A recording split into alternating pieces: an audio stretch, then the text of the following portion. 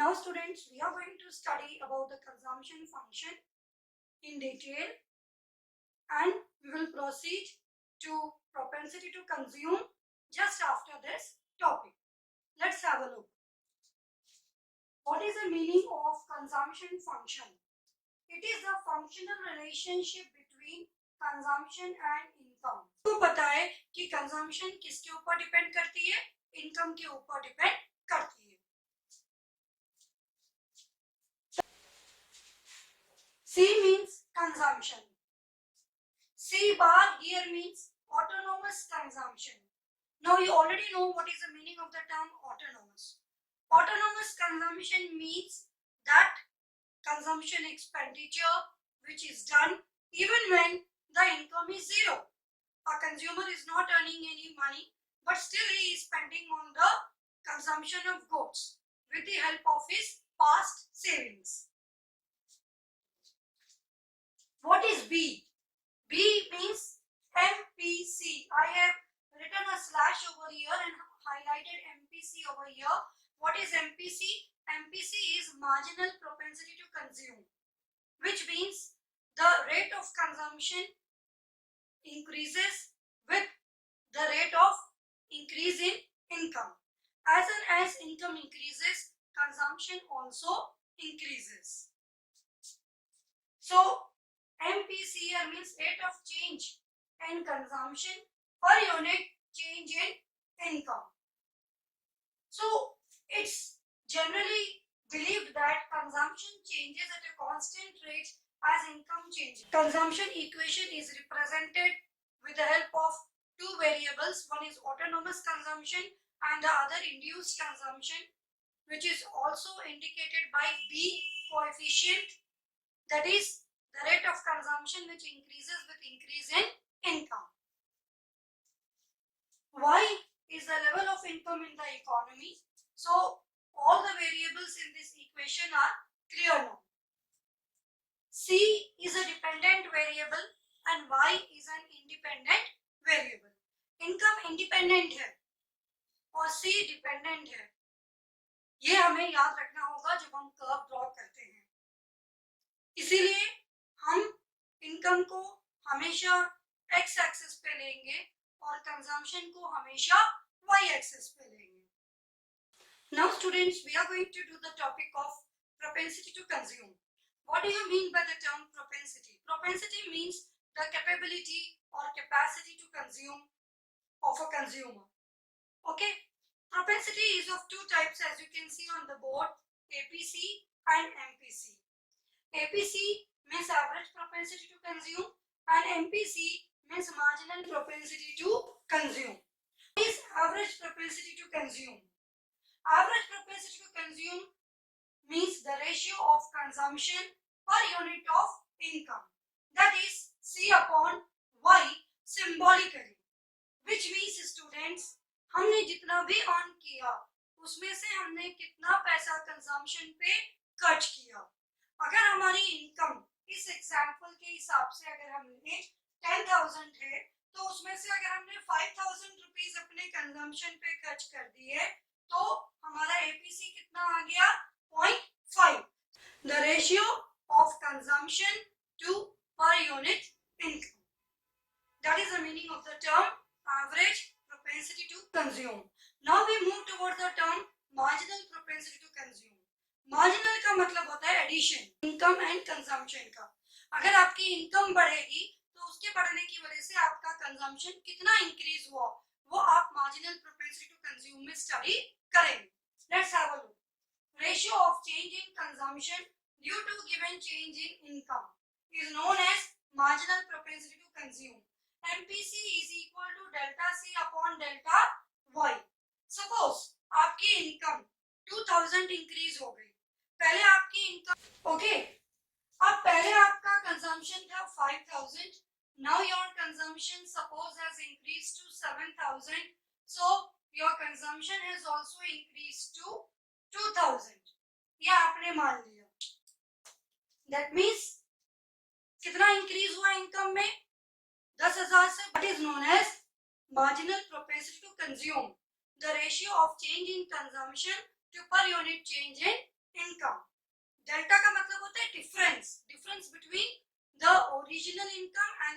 in income, difference between original level of consumption and the change in level of consumption due to change in income. That is your MPC. 2000 upon 2000, that is equal to 1. Consumption curve gets its shape because of MPC. MPC की वजह से consumption curve को अपनी shape मिलती है. Consumption curve is a straight line curve due to Y is income and C is consumption. Okay. Here we have taken a schedule of average propensity to consume. We have income which is increasing at constant rate shown by Y. Then we have calculated APC. How is APC calculated? With the help of the formula C upon Y. Consumption upon income. So 120 upon 100, 1.2. 200 upon 200, 1. 280 upon 300, 0.93. 360 upon 400, 0.90. We see in this whole table that we have not got any condition where APC is 0. The question arises, what can be the values of APC?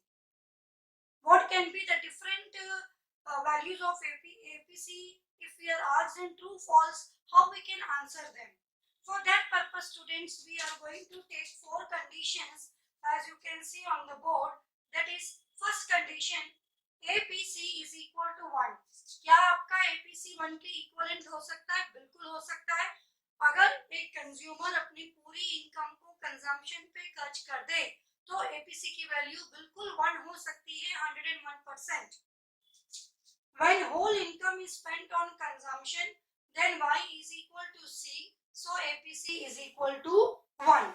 If we see from the table, reason for that. Second condition, APC is greater than 1. When consumption is greater than income, that is C is greater than Y. In that case, APC is greater than 1. APC 1 से ज्यादा कब होता है? जब consumer की propensity to consume ज्यादा हो जाती है इनकम से, यानी उसकी इनकम जितनी है वो उस इनकम की कैपेबिलिटी से बाहर कंज्यूम कर रहा है. दैट मींस पूरी की पूरी इनकम तो खर्च कर ही दी और एक्स्ट्रा मनी भी खर्च कर रहा है जो वो अपनी पास्ट सेविंग्स से, सपोज उसकी इनकम 200 है, वो 240 रुपीज उसमें से खर्च कर रहा है कंज्यूमर, तो जो 40 रुपीज उसने एक्स्ट्रा खर्च किए हैं that he is using from his past savings.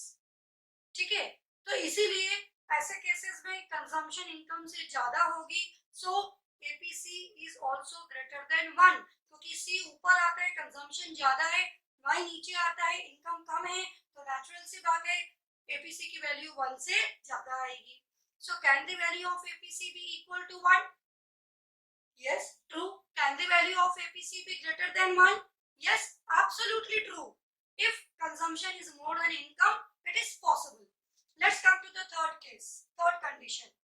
APC less than 1. When consumption is less than income, then what happens? APC is less than 1. अब आप देख सकते हैं, मैंने एग्जांपल लिया है कि आपकी इनकम तो सेम है 200, लेकिन अब आपने कंजम्पशन 100 किया है, तो बाकी 100 रुपए कहाँ गए? वो आपने सेव करे हैं. तो अब आपका कंजम्पशन कम हो गया इनकम के कंपैरिजन में, तो ऐसे केस में क्या हो जाएगा? आपका आंसर 1 से कम आया. So in this cases APC is less than 1. 0 नहीं होगा. So you should always remember this point. देखिए मैंने यहाँ फॉल्स लिखा है. If whole income is saved and nothing is spent on consumption, in that case APC would be 0. But this never happens. Now students, let's study the concept of marginal propensity to consume with the help of a tabular presentation. You all know that the formula to calculate marginal propensity to consume is equal to delta C upon delta Y. Delta C means change in consumption and delta Y means change in income. So change in consumption upon change in income. Now let's go through the table. This is a table which is showing us the variables which we require to calculate MPC. Our income is increasing at a constant rate. Here we have our consumption which is first done at the zero level, that is autonomous consumption, and after that our consumption is equal to income and then it is less than income. So the consumption is proportionately changing itself as per the income. We have calculated delta C in this table, which was not there in the table of APC. This delta C is something which is very important. Delta C here means change in consumption and delta Y means change in income. Marginal propensity to consume measures the ratio of change in consumption due to change in income. So how are we going to calculate change in consumption?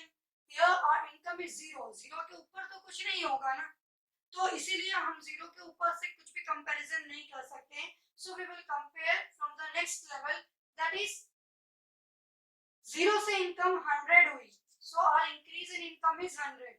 फिर 100 से 200 हुई, 200 से 300 हुई, 300 से 400 हुई, तो हमारा increase in income कितना हो गया? 100 100 करके हमारी income बढ़ती चली गई. Because income increases at a constant rate over here, so the gap between the income is 100. Usually proportionately increase होती है income, एकदम से बहुत ज्यादा high या एकदम से बहुत ज्यादा low नहीं होती है. Similarly, if we take a look at the difference in the level of consumption, 40 से 120, 40 से हमारा consumption हुआ 120, so the gap is 80.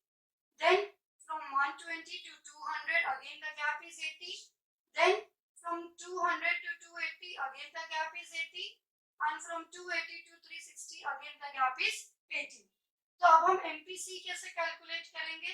Delta C upon delta Y, that is 80 upon 100, 0.80, again 0.80, 0.80, 0.80. You can see that the propensity to consume is same. आपकी income एक speed से बढ़ रही है, तो आपका कंजम्पशन भी तो आप उसी के अकॉर्डिंग करोगे ना, इसीलिए MPC मोस्टली कांस्टेंट ही निकल कर आता है. रीजन ऐसा नहीं हो सकता कि आप अनप्रोपोर्शनेट चेंजेस कर दो कंजम्पशन में, आप हमेशा कंजम्पशन को इनकम के हिसाब से ही करेंगे. डिपेंडेंट वेरिएबल है ये, इनकम पे डिपेंड करता है. Now let's have a look at the values which can be allotted to MPC, कि MPC की क्या-क्या वैल्यूज हमारी आ सकती हैं. Let's go through the different conditions. Here we can see there are three main conditions related to true and false for MPC. The fourth one is extra, it is not included in this main conditions, but you need to know that also. First is when MPC can be zero. क्या MPC zero हो सकता है? बिल्कुल हो सकता है. कैसे हो सकता है? आपने जो कुछ भी एक्स्ट्रा अर्न किया वो आपने कंजम्पशन पे खर्च नहीं किया, वो आपने पूरा का पूरा सेव कर लिया, तो क्या हो सकता है? MPC जीरो आ सकता है. जैसा कि आप टेबल में देख सकते हैं कि मैंने 100 रुपए एक्स्ट्रा कमाए, मगर मैंने उन एक्स्ट्रा पैसों में से कुछ भी कंजम्पशन पे खर्च नहीं किया. Consumption, so then in that case MPC can be zero. True. Can MPC be zero? Second condition, when entire increase in income is spent on consumption, then MPC is equal to 1. Absolutely true. क्या MPC 1 हो सकता है? Yes, MPC can be 1. कब हो सकता है बच्चों? जब जो कुछ भी उसने एक्स्ट्रा अर्न किया वो पूरा का पूरा कंजम्पशन पे खर्च कर दिया. He has saved nothing. किसी पर्सन को 100 रुपए एक्स्ट्रा अर्निंग हुई, उसकी सैलरी 100 रुपए एक्स्ट्रा बढ़ गई, तो उसने कहा कि भाई मैं तो सेलिब्रेट करूंगा, मैं तो उसको पूरा कंजम्पशन पे खर्च करूंगा, मैं अभी नहीं बचाऊंगा, बाद में देखेंगे, अभी तो मैं पूरा कंजम्पशन पे खर्च करूंगा. एडिशनल इनकम मेरी जितनी भी हुई है that would be spend on additional consumption, मैं कुछ और खरीदूंगा. तो उसने पूरा पैसा 100 रुपया एक्स्ट्रा 100 कंजम्पशन पे खर्च कर दिया, एक्स्ट्रा कंजम्पशन कर लिया, जितना पुराना कर रहा था उससे ज्यादा.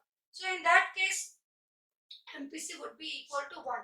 जितना, so can MPC be equal to 1? Yes, MPC can be equal to 1 when the whole part of the additional income, increase in income is spent on consumption of goods and services. Third, MPC less than 1. Can MPC be less than 1? Yes, of course it can be less than 1. Less than 1 का मतलब क्या है? आपने income में जितना addition पाया उसमें से पूरी इनकम को आपने कंजम्पशन पे खर्च नहीं करा. You have just stored a part as savings and some part you have spent on consumption. यानी अगर आपने 100 रुपए एक्स्ट्रा कमाए तो उसमें से कुछ पोर्शन आपने कंजम्पशन पे खर्च किया, बाकी पोर्शन आपने सेव कर दिया. आपने पूरा का पूरा पैसा कंजम्पशन पे या पूरा का पूरा पैसा आपने सेविंग्स पे खर्च नहीं किया. Okay, so in that case when a part of increase in income is spent on consumption, आपने 100 रुपए एक्स्ट्रा कमाए मगर खर्च कितने करे? 80 एक्स्ट्रा खर्च करे. उसमें से आपने 100 एक्स्ट्रा जो अर्न किए थे उसमें से 80 कंजम्पशन पे पुराने के कंपैरिजन में एक्स्ट्रा खर्च करे. सेव कुछ आपने सेव कितना किया? 20 आपने सेव कर लिया, कुछ पोर्शन आपने सेविंग्स के लिए रख लिया. तो ऐसे केस में आपका कंजम्पशन का इंक्रीज इनकम के इंक्रीज से कम हो गया. In that case MPC is less than 1. Can MPC be greater than 1? No, never, ever. MPC can be greater than 1. Therefore, you can see I have written over here false. MPC कभी 1 से ज्यादा नहीं हो सकता, क्योंकि अगर MPC को 1 से ज्यादा होना है तो उसका मतलब क्या है बच्चों? कि जितना आपने एक्स्ट्रा अर्न किया, आप कह रहे हो मैं तो उससे भी ज्यादा कंज्यूम कर लूंगा. How is it possible? तुम्हारी इनकम 100 रुपए एक्स्ट्रा बढ़ी तो आप उस 100 रुपए के दायरे में ही तो कंजम्पशन करोगे ना. आप उस 100 से भी ज्यादा कंजम्पशन कर लोगे. आपने अभी पहले टेबल देखी, हाल ये था कि जब इनकम ही नहीं थी, इनकम जीरो थी, तो आप अपनी पास्ट सेविंग्स यूज कर रहे थे. पास्ट सेविंग्स यूज कर करके आपने इनकम अपनी धीरे धीरे क्या हुआ? इंक्रीज करी. फिर आपका कंजम्पशन में से आप कंजम्पशन एक्सपेंडिचर करने के बाद में इनकम में से कुछ पोर्शन आप सेव करने लगे. अब आप कह रहे हो कि मेरी 100 रुपीज इनकम एक्स्ट्रा इंक्रीज हो गई.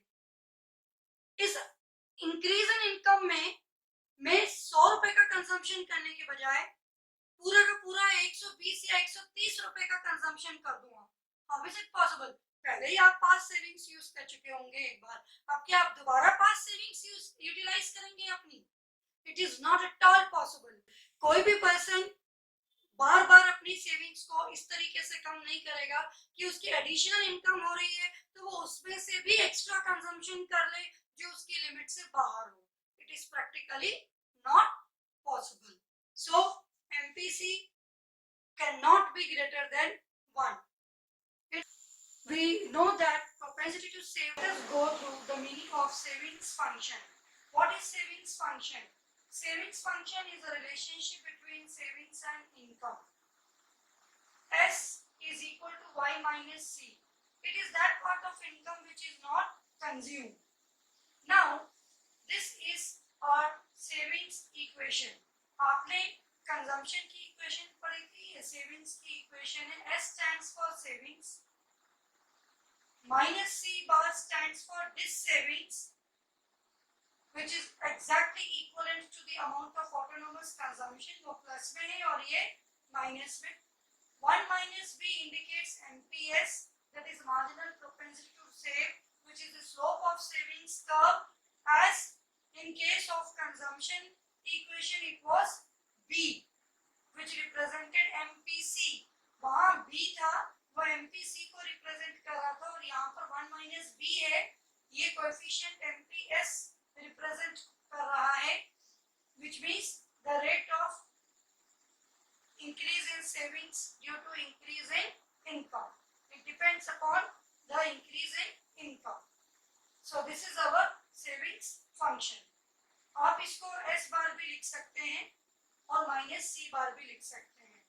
इस चीज को क्लियर करने के लिए मैंने यहाँ पर एक नोट दिया है कि the amount of autonomous consumption is always exactly equal to this savings.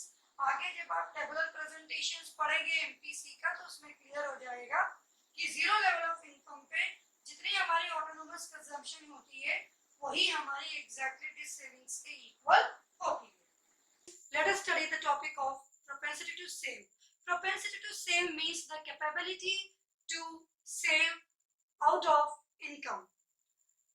This concept is studied from two point of views, that is APS and MPS. APS stands for average propensity to save and MPS stands for marginal propensity to save. APS can be studied as ratio of savings and income at a given level of income. That means एक particular level of income पे आपने जो कुछ भी earn किया उसमें से कितना पैसा आपने सेव किया. Savings upon income, S upon Y is your average propensity to save, ratio of savings to per unit of income. जब आप ये कैलकुलेट करते हैं तो propensity to save निकल कर आता है average propensity to save. Now let's study the definition of MPS.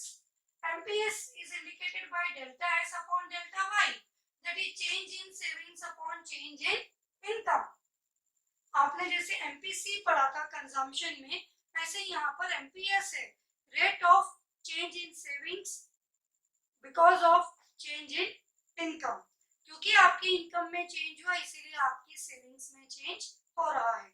इसको हम इसलिए डेल्टा से इंडिकेट करते हैं. डेल्टा मींस चेंज, पहले कितना था अब कितना चेंज हुआ उसके बीच का चेंज. पहले इनकम कितनी थी अब कितनी इनकम है उसके बीच का change, that is change in savings upon change in income. It refers to change in savings due to given change in income. अब आपको एक चीज और ध्यान रखने की है इस टॉपिक में, that APS plus APC is equal to 1 and MPS plus MPC is equal to 1. आपने अभी ये दोनों टॉपिक पढ़ लिए हैं students. Average propensity to consume, average propensity to save, marginal propensity to consume, marginal propensity to save. आपको ये याद रखना होगा कि जब आप दोनों एवरेजेस ऐड करते हैं APC plus APS it is also equal to 1 और जब आप एमपीसी प्लस एमपीएस जोड़ते हैं that is also equal to 1.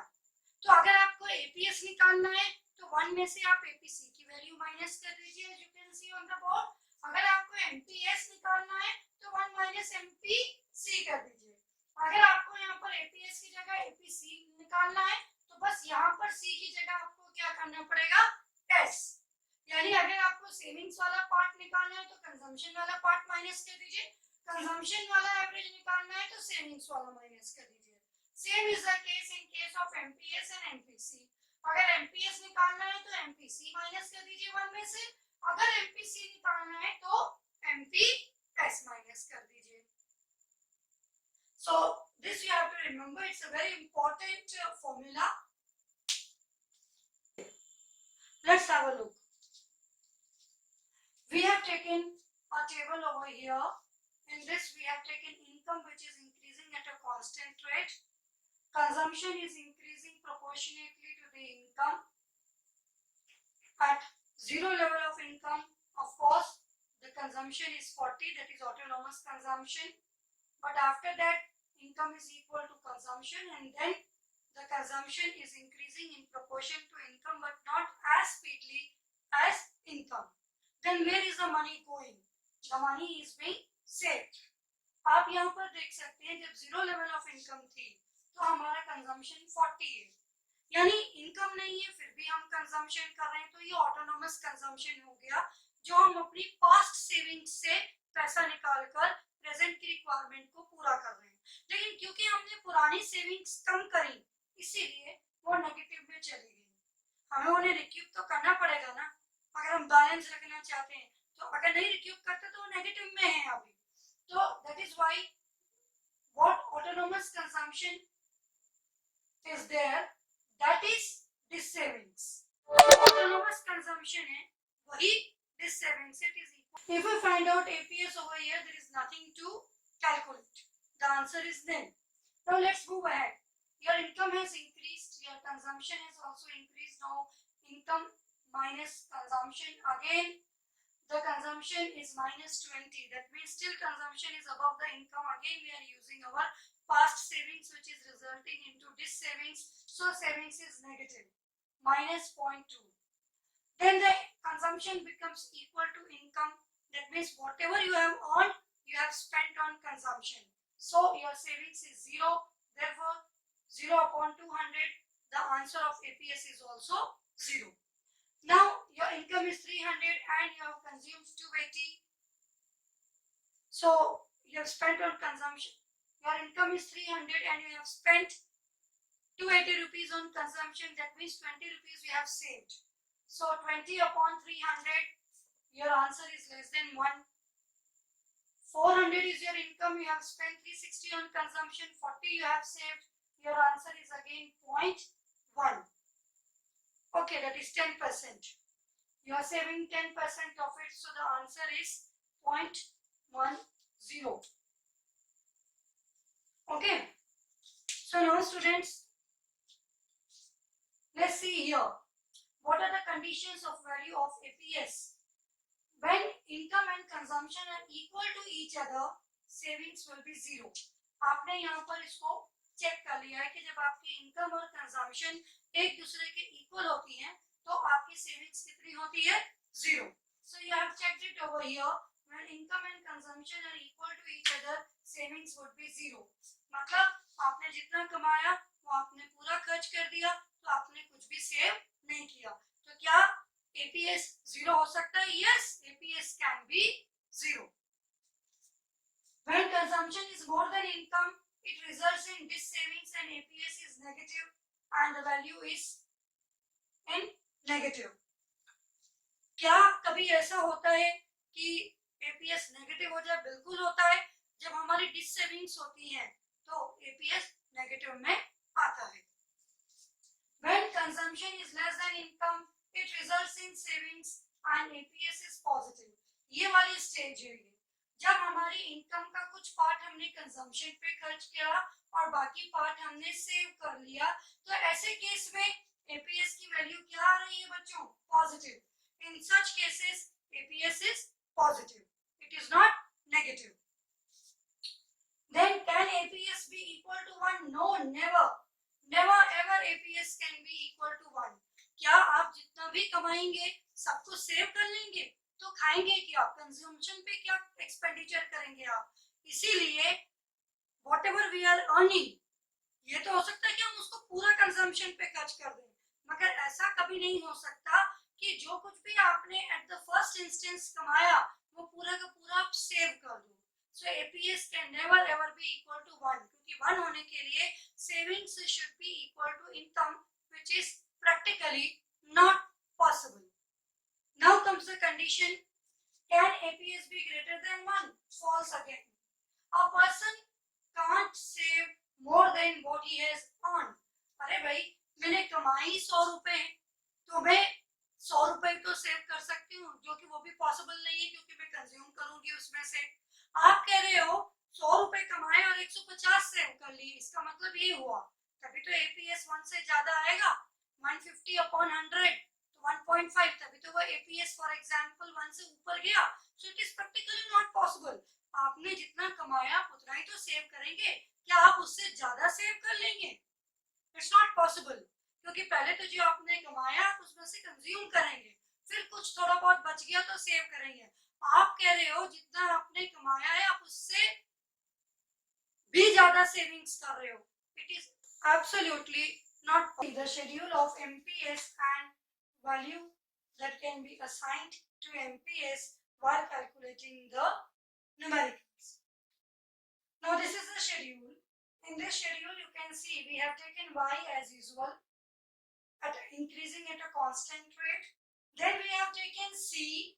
C is also depicted as it was done in the previous table. How have we calculated S? We have calculated S by subtracting consumption from income. हमने consumption को income में से minus किया और savings निकाल ली. 0 minus 40 minus 40, 100 minus 120 minus 20, 200 minus 200 0, 300 minus 280 that is equal to 20, and 400 minus 360 that is equal to 40. Delta S कैसे निकाला आपने? डेल्टा एस का मतलब है एस के बीच का डिफरेंस. तो आपको पता है बच्चों कि -40 के ऊपर तो कुछ नहीं है आपका कंपेयर करने के लिए.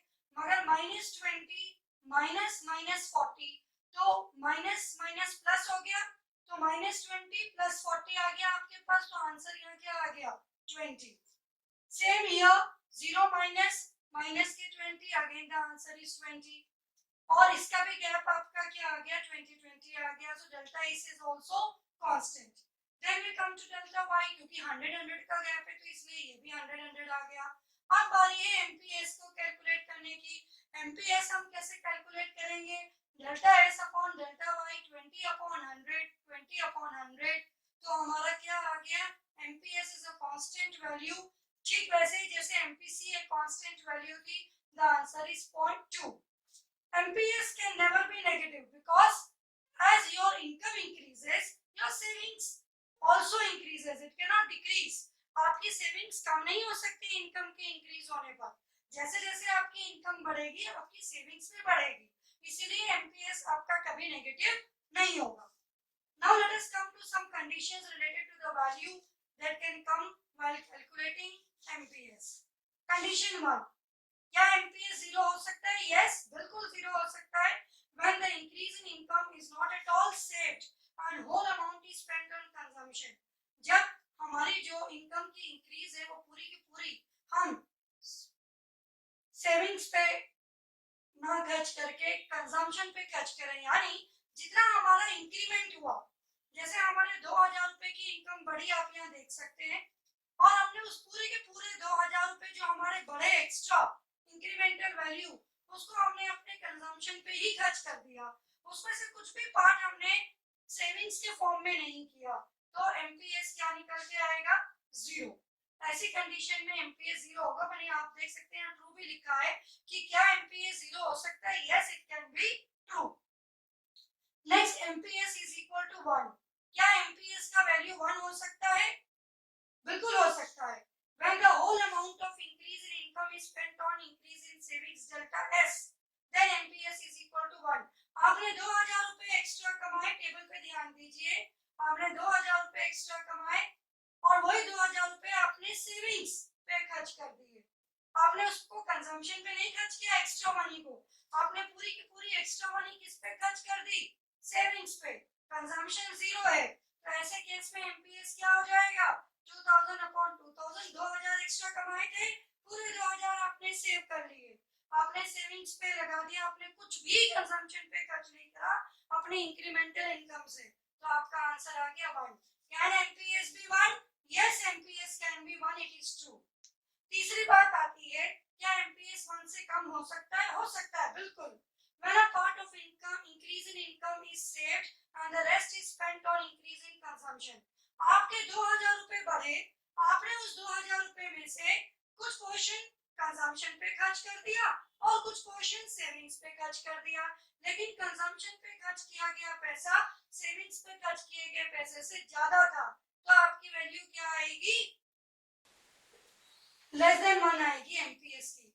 आपने 2000 रुपए में से 1500 रुपए कंजम्पशन पे खर्च कर दिए, जो आपकी इनकम बढ़ी, उस बढ़ी हुई इनकम का आपने 1500 रुपया कंजम्पशन पे लगा दिया और बाकी आपने उस बढ़ी हुई इनकम का आपने 1500 रुपए कंजम्पशन पे लगा दिया, तो बाकी 500 कहाँ गए, वो सेव कर लिए। लेकिन ये एक्स्ट्रा इनकम से होने वाला डिस्ट्रीब्यूशन है, तो ऐसे केस में अगर आपने कुछ कंजम्पशन पे लगाया और कुछ सेविंग्स पे लगाया आपने, तो in that case if you are calculating by putting the values you get the answer less than 1. Then the last case is, can MPS be greater than 1? No, never. Put a cross for this. It can never happen. It is a false statement. When more than increase in income delta y is saved, क्या ये possible है? Is it possible? It happens only when you are saving more than your increase in income. जितनी आपकी income increase हो रही है आप उससे ज्यादा सेविंग्स कर रहे हो, तब ये सिचुएशन आएगी। यानी आपकी एक्स्ट्रा इंक्रीमेंटल वैल्यू आपकी हो गई 2000, आपने 2000 रुपए एक्स्ट्रा कमाए और आपने सपना देख लिया कि मैं 2500 रुपए सेव करूंगा। अरे भैया कैसे पॉसिबल है, आप कमाई 2000 रुपए रहे हो, इस 2000 रुपए में से आप 2500 कैसे बचा लोगे? जितना आप कमा रहे हो आप उतना ही तो सेव कर सकते हो, एक्स्ट्रा जितना अर्न कर रहे हो